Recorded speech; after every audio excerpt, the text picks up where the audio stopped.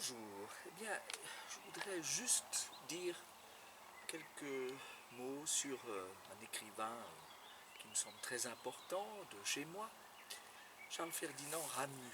Je crois qu'il n'aimait pas beaucoup qu'on dise son prénom en entier. D'ailleurs, l'avenue qui porte son nom à Lausanne, entre Puy et Lausanne, s'appelle l'avenue CF Ramu, parce que Charles Ferdinand, ça faisait trop impérial pour lui, ça ne lui convenait pas. Donc il l'évitait. Alors on va dire Ramu tout simplement. Ramu, grand écrivain vaudois. J'insiste beaucoup sur le vaudois plus que sur le suisse, à poursuivre sa façon de considérer les choses.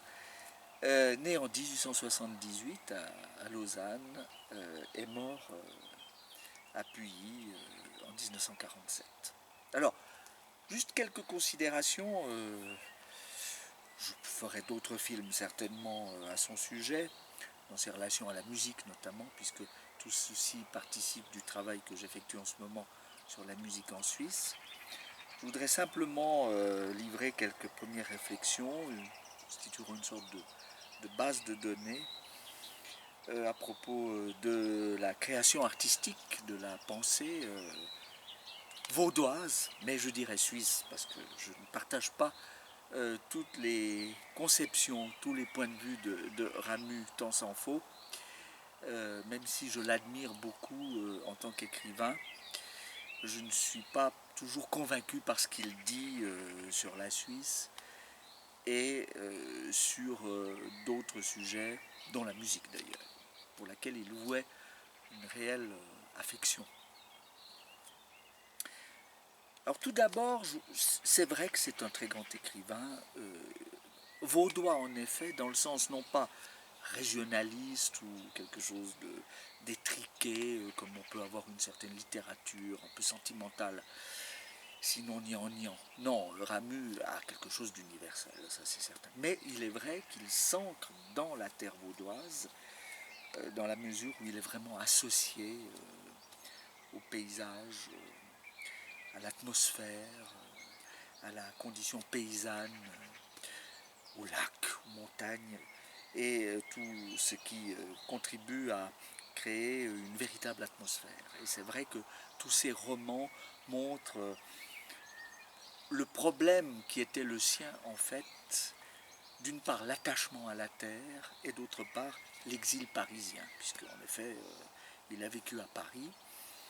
Il semblerait qu'il ait aimé cette ville, mais il semblerait aussi que c'est dans cette ville précisément qu'il a appris à être vaudois. C'est ça qui m'intéresse beaucoup. C'est qu'au fond, c'est l'exil qui lui a fait reconnaître sa personnalité vaudoise.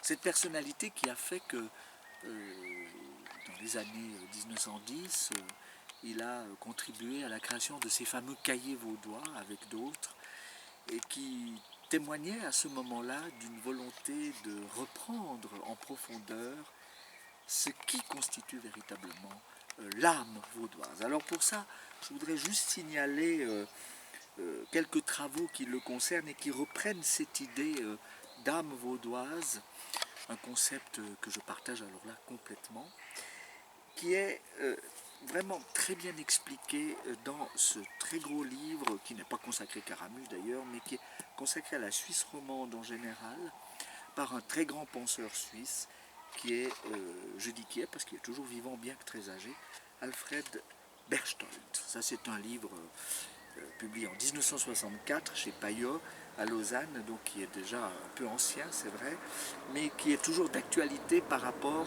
à ce genre de réflexion sur la nature véritablement vaudoise en particulier et sur ce qui constitue l'essence même de ce qu'on appelle la Suisse romande. Mais là, je ne vais pas m'entraîner trop loin dans ce qu'est la Suisse romande parce que je ferai trop de digressions.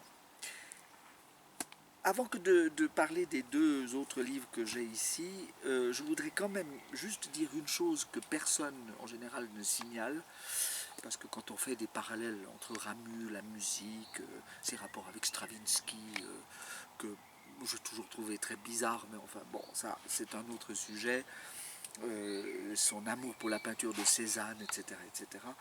Moi, je voudrais juste dire une chose, c'est que la littérature de Ramu, pour moi, elle me fait immédiatement penser à celle de Thomas Hardy, qui est un Anglais. Ça ne vous étonnera pas, vu mon intérêt pour la culture anglaise.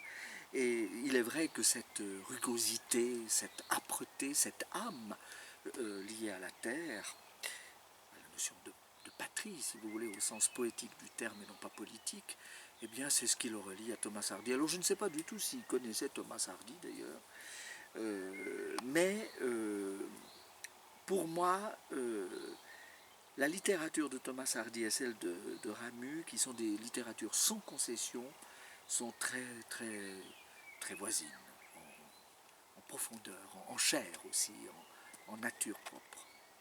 Alors voilà, donc sur Ramu, bien sûr, beaucoup de commentaires, mais en fait très peu de biographies, au fond, si ce n'est celle de Georges Duplain ici, que je trouve assez remarquable, qui parle aussi d'ailleurs des rapports de Ramu avec la musique. C'est une publication de 1991, je dis bien 91, ceux qui sont du canton de Vaud me comprendront, les autres essayeront de chercher.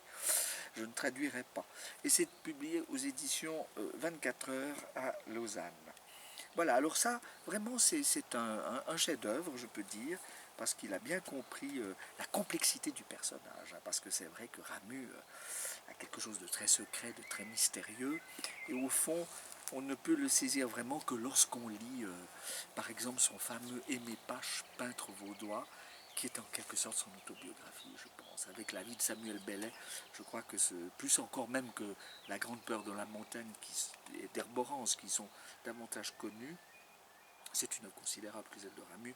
Là, je trouve qu'avec ces deux livres, du début, de la première période, attestent vraiment de ce qu'est intérieurement, intimement, ce, ce grand écrivain. Alors ce grand écrivain qui se livre quand même, et ça c'est le dernier ouvrage que je voudrais citer, c'est le journal, c'est le 20e tome d'une intégrale, enfin pas vraiment d'une intégrale, mais de quelque chose d'assez considérable quand même, publié aux éditions Rencontre en 1968.